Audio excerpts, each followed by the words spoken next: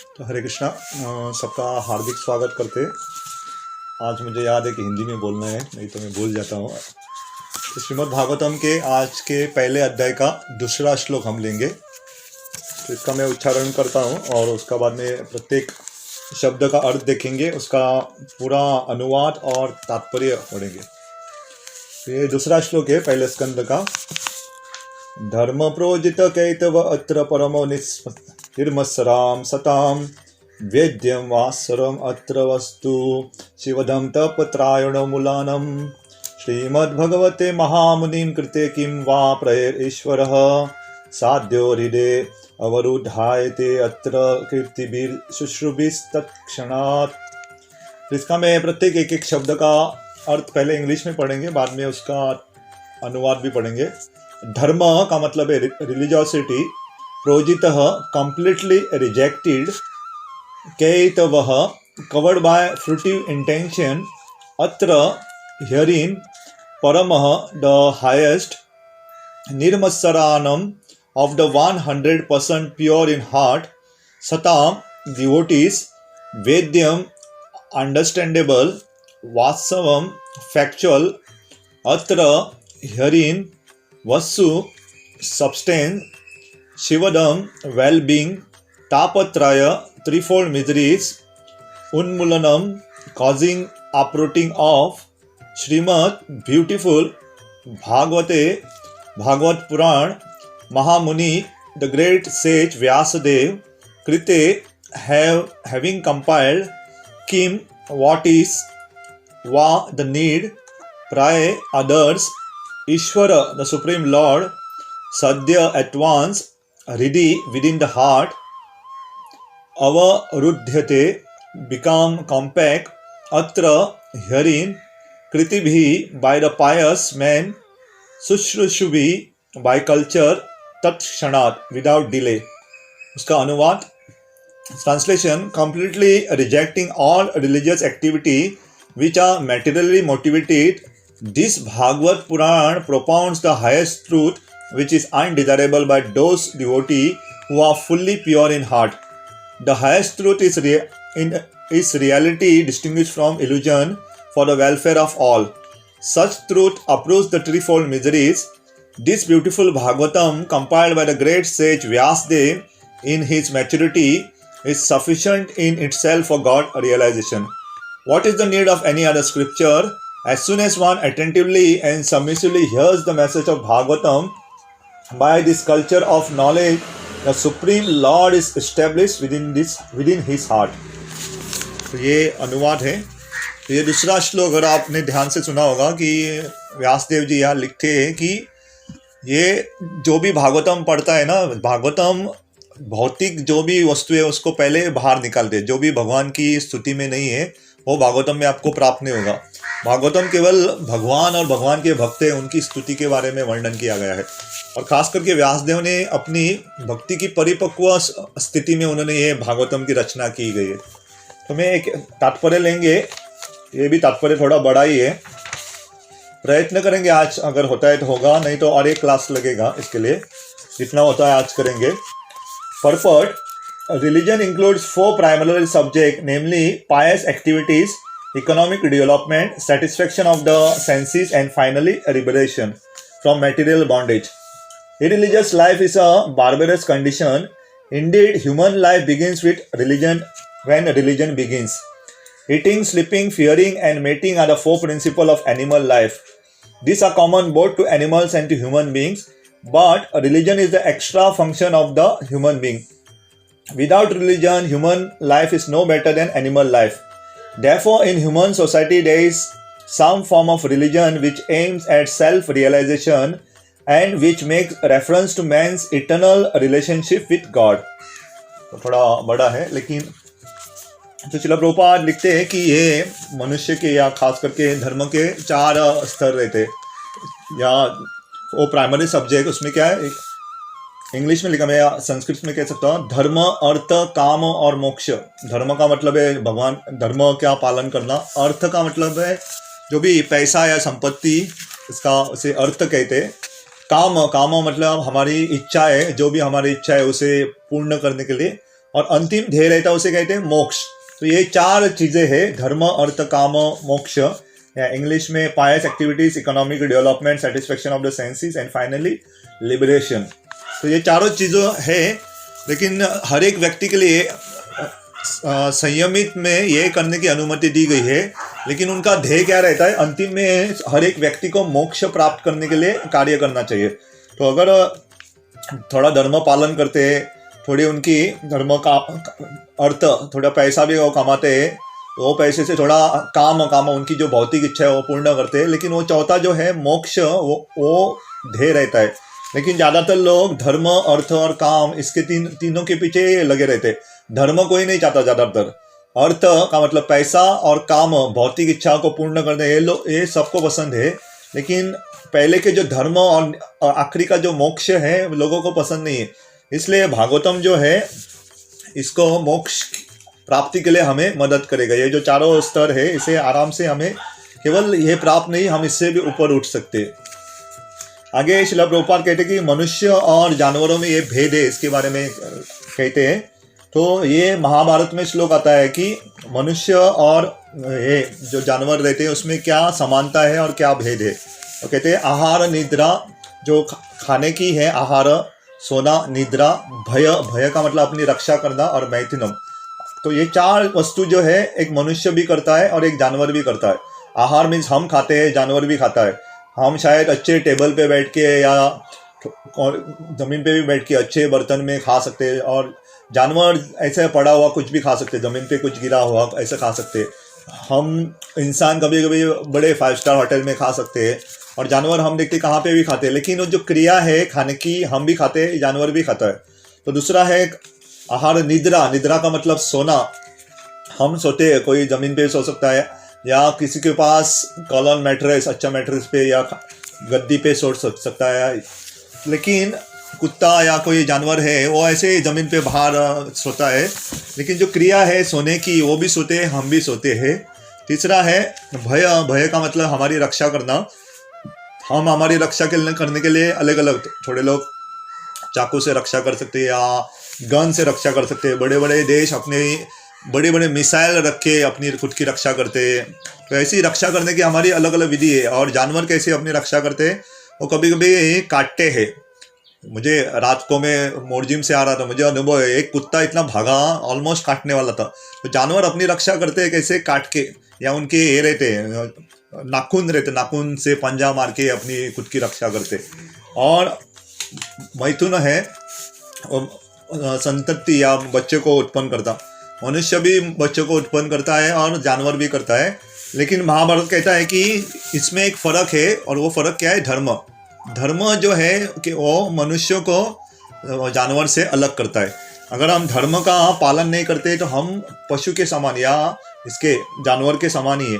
इसलिए जब हम थोड़ा बहुत धर्म का पालन करते हैं, ये हमें थोड़ा फर्क देता है कि हम मनुष्य करके। नहीं तो ये 4 आहार निद्रा भय मैथुन तो पशु भी करते हैं या जानवर करते हैं, तो हम भी करते हैं। तो हमारे और जानवर में फ़र्क क्या है, धर्म। तो महाभारत कहते हैं धर्मो ही सो अधिको विशेषो, जो विशेष वस्तु है वो है धर्म। श्रील प्रभुपाद ने लिखा है उसका तात्पर्य, लेकिन ये श्लोक जो है महाभारत से आता है। तो आगे मैं पढ़ता हूँ। In the lower stages of human civilization, there is always competition to lord it over the material nature, or in other words, there is a continuous rivalry to satisfy the senses. Driven by such consciousness, man turns to religion.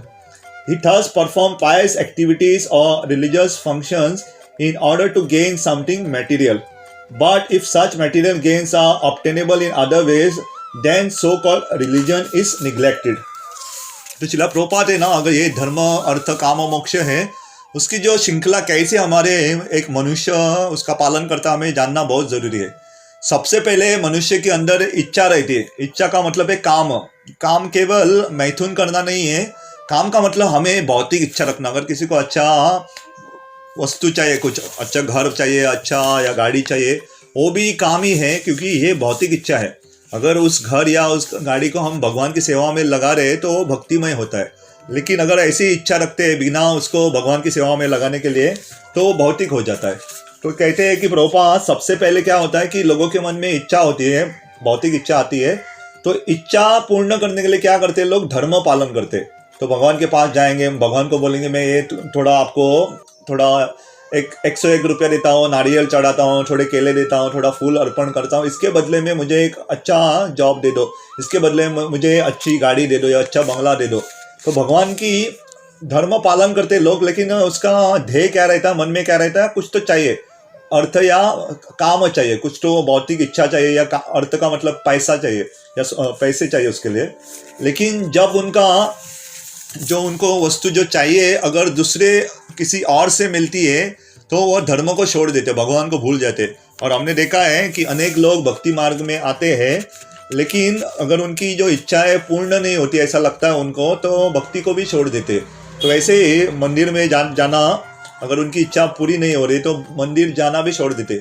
इसलिए एक तरीके से जो लोग मंदिर में जाके उनकी इच्छा पूरी हो रही है तो एक तरीके से अच्छा है, एक स्तर से देखा गया तो इच्छा पूरी हो रही है, इसलिए एक कारण थोड़ा मंदिर में आके एटलीस्ट थोड़ी तो उनकी सुकृति बढ़ रही, थोड़ा तो वो भक्ति करने का प्रयत्न कर रहे।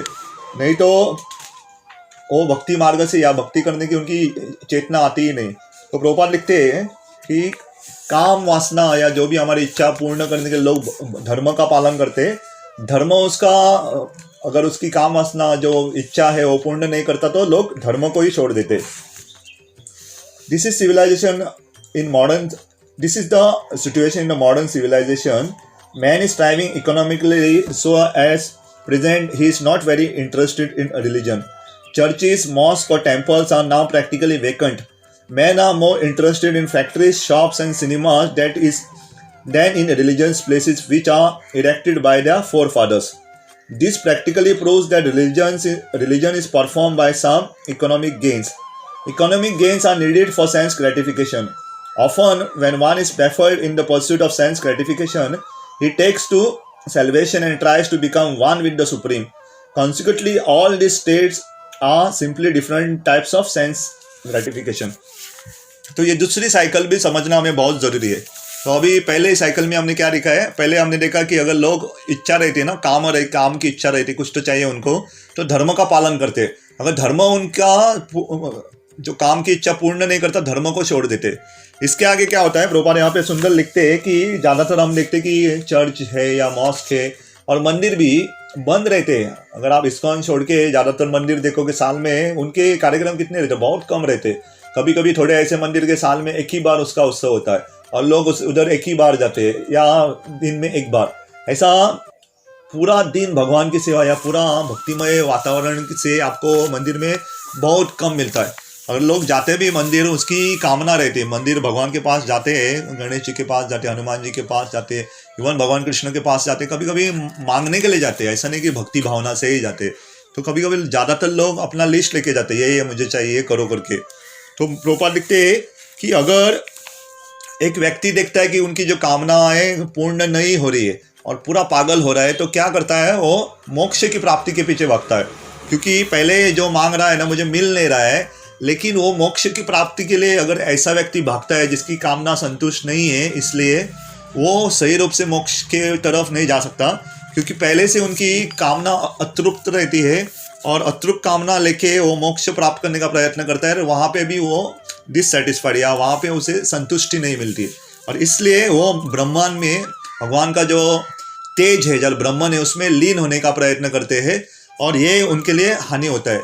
जैसे मैंने कल भी बताया था, ब्रह्मन का मतलब है कि भगवान का जो शरीर से तेज आता है, उसमें अगर किसी को एक रूम में बंद करके रखा गया और केवल खाने को दिया और कोई है ही नहीं बात करने के लिए, कुछ कार्य करने के लिए है ही नहीं, तो ऐसे लोग ना उसका फॉल डाउन या उसका पतन हो जाता है, क्योंकि कुछ करने के लिए है ही नहीं। ब्रह्मन में पड़े हैं, ऐसा सालों साल करोड़ों साल पड़े हैं, लेकिन उनको वहाँ कुछ सेवा नहीं है, कुछ करने के लिए है ही नहीं, इसलिए उनका पतन होता है, वापस यहाँ पे आना पड़ता है उनको। तो प्रॉपर आगे लिखते हैं, in the Vedas the above mention 4 activities are prescribed in the regulative way so that there will not be any undue competition for sense gratification. But Srimad Bhagavatam is transcendental to all these sense gratificatory activities. It is purely transcendental literature which can be understood only by the pure devotees of the Lord, who are transcendental to competitive sense gratification. तो वेदास में भी ऐसा नहीं कि धर्म अर्थ काम मोक्ष वेदास में नहीं है, वेदास में ही है, और वेदास ये करो बोलते, थोड़ा धर्म करो, थोड़ा अर्थ के पीछे भी जाओ, थोड़ा काम की याचना भी करो, कुछ बुरा नहीं, क्योंकि चौथा जो है मोक्ष आपको मिलेगा। ऐसा धीरे धीरे आप धर्म करोगे, अर्थ काम प्राप्त हो जाएगा, तो मोक्ष मोक्ष की भी आपकी इच्छा रहेगी, चारों आप करोगे, आराम से करो बोलते हैं। लेकिन होता है क्या है कि श्रीमद् भागवतम इस चारों को बाजू में रखते, ना तो धर्म के बारे में बोलते, ना अर्थ काम और मोक्ष, क्योंकि ये उसके ऊपर, धर्म का मतलब है भगवान की शुद्धमय भक्ति करने के बारे में उसे कहते हैं, भगवान की भक्ति कैसे करनी चाहिए। इसलिए जो वेदास में जो धर्म किए गए हैं, जैसे कि थोड़े कर्म कांड के यज्ञ रहते हैं, ये यज्ञ करो, आपको मैं उदाहरण दे सकता हूँ। अगर किसी को शक्ति चाहिए, बहुत शक्तिशाली बनना है, तो सूर्य देव की पूजा करनी चाहिए। अगर किसी को बुद्धि चाहिए तो माँ सरस्वती देवी की पूजा करनी चाहिए। अगर किसी को सुंदर पति चाहिए तो पार्वती देवी की पूजा कर सकते हैं, और अगर किसी को सुंदर पत्नी चाहिए तो भगवान शिव जी की पूजा करते हैं। तो ऐसे अलग अलग देवी देवता की पूजा रहती है, ताकि अगर किसी को संपत्ति चाहिए, धन चाहिए, तो लक्ष्मी देवी की पूजा करते हैं। तो ये कार्य दिए गए हैं, लेकिन ये शुद्ध भक्ति नहीं है। हम भगवान उनको कुछ देते हैं और उसके बदले में कुछ प्राप्त करते हैं। लेकिन भक्ति की जो व्याख्या है या उनका डेफिनेशन हम कह सकते हैं, उसे कहते हैं सवय पुंसाम परो धर्मो यतो भक्ति अदोक्षजे अहेतु की अप्रतिहता जयात्मा सुप्रसिद्धति। भक्ति जो रहती है अहेतु रहती, हेतु होना नहीं चाहिए। मैं भक्ति कर रहा हूँ, भगवान आपकी सेवा कर रहा हूँ, इसके बदले में मुझे कुछ तो करो, मेरी तबीयत ठीक नहीं, मुझे ठीक करो, ऐसा भी प्रार्थना नहीं करना चाहिए। या कर सकते हैं, लेकिन ये सही में शुद्ध भक्ति नहीं है, क्योंकि जो शुद्ध भक्त रहते हैं वो प्रार्थना भी नहीं करते, क्योंकि भगवान को मालूम रहता है कि भक्त के जीवन में क्या चल रहा है। लेकिन हमारे स्तर पे हम प्रार्थना कर सकते हैं। इससे अच्छा किसी और से मांगे, भगवान कृष्ण से मांगना अच्छा है। अगर हमें एक अर्थ भी पैसा चाहिए तो भगवान कृष्ण से मांग सकते हैं। हमारे एक भक्त है यहाँ गोवा के बाहर, एक हमारा एक प्रदेश में, तो उनको आम खाने की, और ख़ास करके मानकुरात आम रहते ना, बहुत मीठे रहते, तो उनको आम खाने की बहुत इच्छा रहती थी। तो वो हमेशा जोर जोर से चिल्लाते थे, हे राधा रानी मुझे आम दे दो करके। तो थोड़े भक्त हो गए, वो थोड़ा विचलित हो गए, अरे आप राधा रानी से आम कैसे मांग रहे होगा, कि वो सोच में पड़ गए कि आप राधा रानी से आम क्यों मांगते होगा। तो उन्होंने जो बताया हमें सीखना चाहिए। उन्होंने कहा देखो, मुझे आम खाने की तो इच्छा है, वो मैं ना नहीं कह सकता, मुझे आम बहुत पसंद है। मैं किसी और से मांगने से अच्छा है कि मैं मेरी माँ राधा रानी से मांगूँ तो ही अच्छा है। और वो राधा रानी से आम मांगते थे, और उनकी इच्छा ये भगवान ने इतनी पूरी की। वहाँ पे अभी आम का उत्सव होता है, और उस दिन एक दिन उत्सव जो रहता है ना, उस दिन आम खाने को मिलता है, आम का रस रहता है, आम का शेक रहता है, आम का राइस रहता है, सब आम का बना हुआ रहता है, आम की चटनी सब। हमारे भक्त गए थे, वो बता रहे कि आम खा के अगर ज़्यादा आम खाए तो क्या होता है, शरीर की गर्मी बढ़ जाती है, हीट बढ़ जाती है, और दूसरे दिन लूज मोशन होता है, और ज़्यादा भी आम नहीं खाना चाहिए।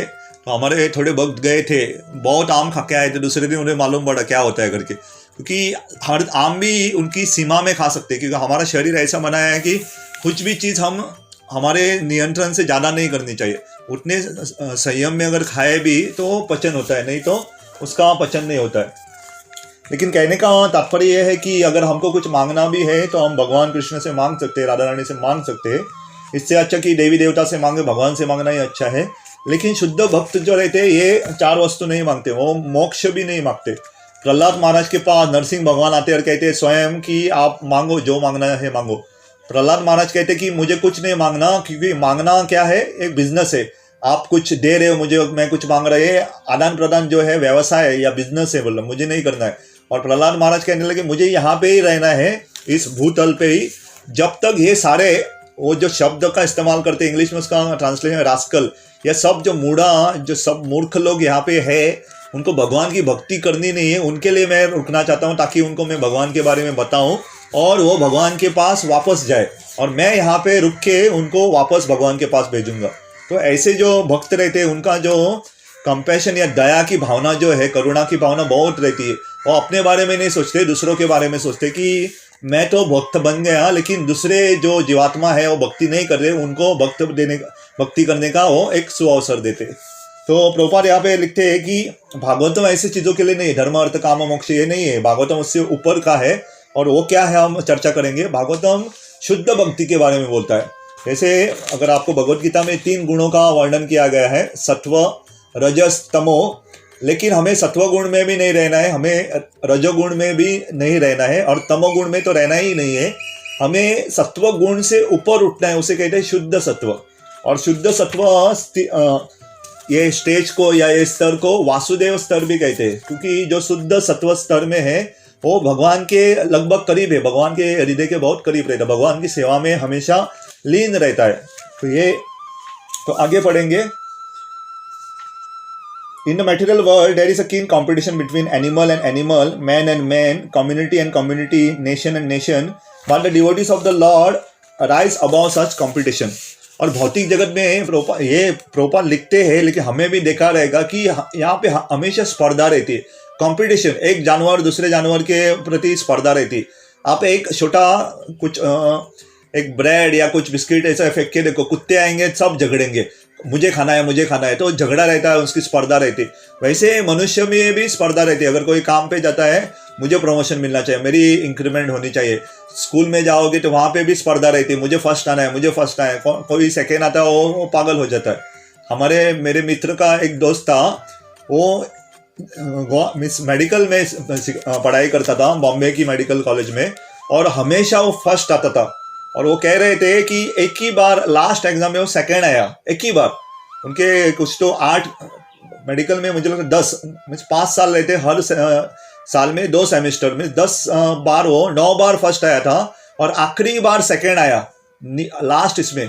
और उसने क्या किया, इतना पागल हो गया कि उसने कहा, जाने से पहले उसे एक मुर्गी दिखी, एक हम कॉमेडी बोलते हैं ना, मुर्गी। तो मुर्गी ऐसे जमीन पे ऐसे माटी में रोल कर रही थी। तो मुर्गी को देखने, वो सोचने पड़ गया, अरे मुर्गी कितनी खुश है करके, और मैं इतना दुखी हूँ, मैं सेकंड आया करके। और उसने चिट्ठी में लिख के उसने आत्महत्या की, क्योंकि सेकंड आया करके। तो लोग पागल हो जाते हैं कि ये आसक्ति इतनी रहती कि वो भूल गया कि सेकंड आना भी, वो भी इतनी बड़ी कॉलेज में बहुत बड़ा है, लेकिन लोग थोड़े झेल नहीं पाते। तो प्रभुपाद कहते हैं कि ये सब जगह पे भौतिक जगत में स्पर्धा है। कभी कभी हम भी भक्ति मार्ग में भी स्पर्धा करना लगते हैं। हमें कभी स्पर्धा नहीं करनी चाहिए भक्ति मार्ग में, क्योंकि भगवान, अगर ये मैं आपको गुह्य बताता हूँ, भगवान जब हम स्पर्धा करते हैं, भगवान कृष्ण और बलराम जी आगे खड़े रहते थे, और उनके ग्वाल बाल जो रहते थे भाग के आते थे, उनको हाथ लगाते थे। तो ये स्पर्धा रहती थी। लेकिन वो स्पर्धा कैसी रहती थी, शुरुआत में जो ग्वाल बाल थे उसके मित्र भाग के जाते थे और कहते थे मैं हाथ लगाऊंगा। लेकिन जैसे भगवान कृष्ण के पास नजदीक पहुंचते थे, सब पीछे रहते थे, आप आगे जाओ करके, क्योंकि उनको मालूम था कि भगवान कृष्ण जो पहले आते हैं ना, उनको देखते नहीं ज़्यादा, जो लास्ट है। इसलिए श्रील प्रभुपाद के दास दास दास अनुदास, हम भक्तों के दास के दास के दास के दास बने तो भगवान हमें देखेंगे। हम सोचेंगे कि मैं ही बड़ा भक्त हूँ, ऐसा कोई सोचता है उनको भगवान कृपा नहीं देते। इसलिए जिसे नम्रता की भावना है, जो जानता है कि भगवान की कृपा से, गुरु की कृपा से ये सब हो रहा है, और वो दासत्व की, सबकी भक्तों की सेवा करना चाहता है, ऐसे भक्त को भगवान की कृपा सहज मिलती है। और ऐसे भक्त स्पर्धा से ऊपर उठते। हम अभी ऐसा नहीं, हम एक तरीके से देखा जाए तो हम आध्यात्मिक स्पर्धा नहीं कर सकते। स्पर्धा करनी तो करनी चाहिए। अगर कोई 16 माला कर रहा है तो आप अच्छे चेतना से आप कह सकते हो मैं 18 माला करूंगा, उससे ज़्यादा करूंगा। अच्छी स्पर्धा है। मेरे 2 मित्र हैं, आप शायद जानते रहेंगे, जब मैं ब्रह्मचर्य आश्रम में था तो हमारी भी भक्तों के बीच में भी स्पर्धा रहती थी, लेकिन ये पॉजिटिव अच्छी स्पर्धा रहती थी। तो श्रीमान अर्जुन प्रिया प्रभु और श्याम मूर्ति प्रभु, ये दोनों मुझे बहुत पसंद आता थे। भागवतम पढ़ने में स्पर्धा रहती, कौन आगे पढ़ेगा, क्योंकि मेरा पढ़ के, मैं पहले थोड़ा 1 साल पहले ज्वाइन किया था, इसलिए मेरा पढ़ के हो गया था। तो वो जब पढ़ते तो हमेशा क्या पढ़ते थे, मेरा फर्स्ट कैंट हो गया तो दूसरे वक्त श्यामूर्ति प्रभु का अगर फर्स्ट कैंट हो गया, अर्जुन प्रभु भाग के आते थे, आगे जाते थे, तो वापस श्यामूर्ति प्रभु आगे जाते थे। तो ऐसी स्पर्धा दूसरे को प्रेरणा देने के लिए अच्छी है। इससे अगर आपका अच्छा हो रहा है तो ऐसी स्पर्धा अच्छी है। लेकिन भौतिक लोग ऐसी स्पर्धा नहीं करते। भौतिक जगत में लोग एक दूसरे की टांग खींचने में रहते हैं। अगर कोई ऊपर जा रहा है तो उसका कुछ तो करके उसको काम से निकालो करके, या उसका प्रमोशन रोक दो, ऐसा कुछ उसकी हानि करने का प्रयत्न करते हैं। लेकिन भागवत या जो भगवान के भक्त रहते हैं ऐसा नहीं करते। They do not compete with the materialistic because they are on the path back to Godhead where life is eternal and blissful. तो ये हमें जानना चाहिए कि भक्त स्पर्धा क्यों नहीं करते। तो स्पर्धा इसलिए नहीं करते क्योंकि उसे मालूम है कि मेरा जीवन के बाद मैं भगवत धाम जाने वाला हूँ, उसका ध्येय भगवत धाम है। मैं एक छोटा उदाहरण दे सकता हूँ। मुझे याद है जब मैं पोंडा से शिवोलिम के लिए कार से आता था, तो कभी कभी हम, क्योंकि सेवन रहते थे, लोग स्पर्धा करते थे हमारा, रेसिंग लगाओ करके। और मुझे याद है एक ऐसा बूढ़े व्यक्ति है, मुझे ओवरटेक करके गए थे, लेकिन तो हमें पड़ी नहीं रहे थे, तो आप आगे निकल जाओ, क्योंकि मुझे कहाँ आना रहता था शिवोलिम प्रोग्राम के लिए, आप आगे जाओ, मेरा साइड मारो, कुछ फर्क नहीं पड़ता। लेकिन थोड़े लोगों को आप ऐसी स्पर्धा में हराओ ना, उन्हें डाइजेस्ट नहीं होता, उनको लगता है कि अरे मैं पीछे जा रहा हूँ, तो वो स्पर्धा में रेसिंग करने लग जाते। तो ऐसे ही किसी भी फील्ड में अगर स्पर्धा देखते हैं तो लोग स्पर्धा क्यों करते हैं? क्योंकि उन्हें लगता है कि अभी मैं कंपनी का सीईओ बन जाऊँ या कंपनी का मालिक बन जाऊँ तो ये सबसे बड़ी उपलब्धि है। लेकिन जब मर जाएंगे तो उनको मालूम नहीं कि और कोई सीईओ बन जाएगा या और कोई कंपनी का मालिक बन जाएगा। लेकिन भक्तों को मालूम है कि ये स्पर्धा करनी क्यों नहीं है, क्योंकि जीवन क्षणिक है और हमारा जो ध्येय है भगवत धाम है। तो भगवत धाम हमें जाना है, तो स्पर्धा अगर कोई कर रहा है, उल्टा अगर किसी को जाना है भगवत धाम, हम उसे आगे ढकलेंगे, जाओ जाओ करके, क्योंकि हमें मालूम है अगर और कोई हमारी वजह से भगवत धाम जाएगा तो भगवान हमारे ऊपर कृपा तो करेंगे ही। इसलिए प्रभुपाद कहते हैं कि हमें we know about back to God जाने का जो मार्ग है वो मालूम है, इसलिए हम स्पर्धा नहीं करते या भक्त स्पर्धा नहीं करता।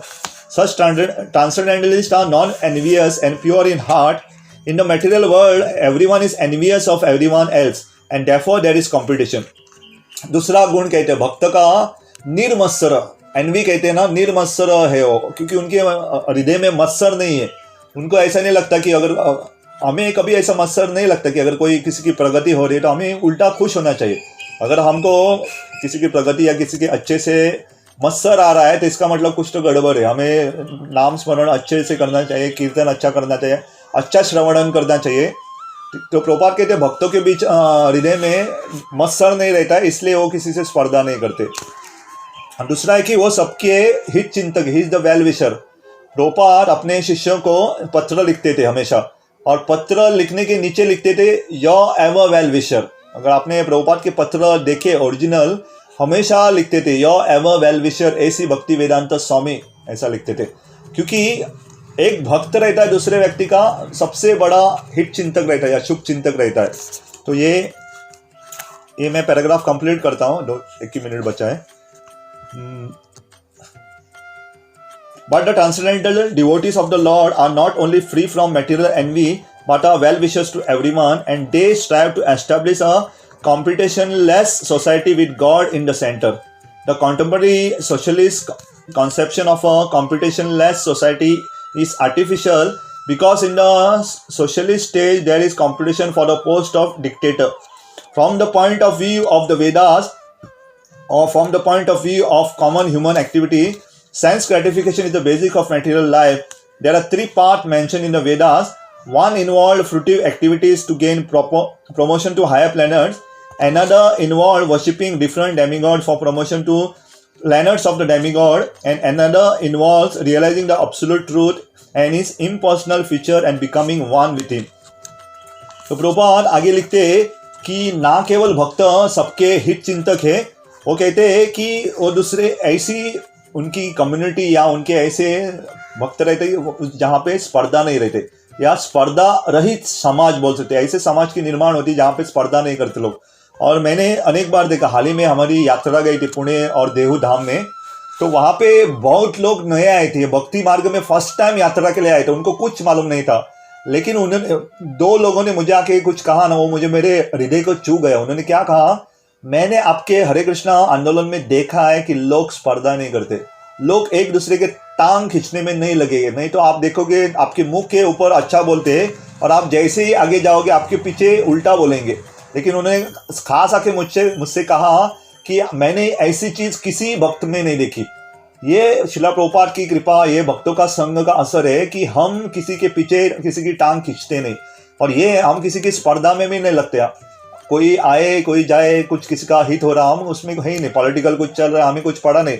ऐसा नहीं कि हमको चिंता नहीं है, हम जानते हैं किसको वोट देना, हम सही रूप से वोट भी देते हैं, जो कार्य है सब कार्य करते भी है, लेकिन हम उस नोकझोंक में नहीं पड़ते कि ये वो झगड़े में नहीं पड़ते।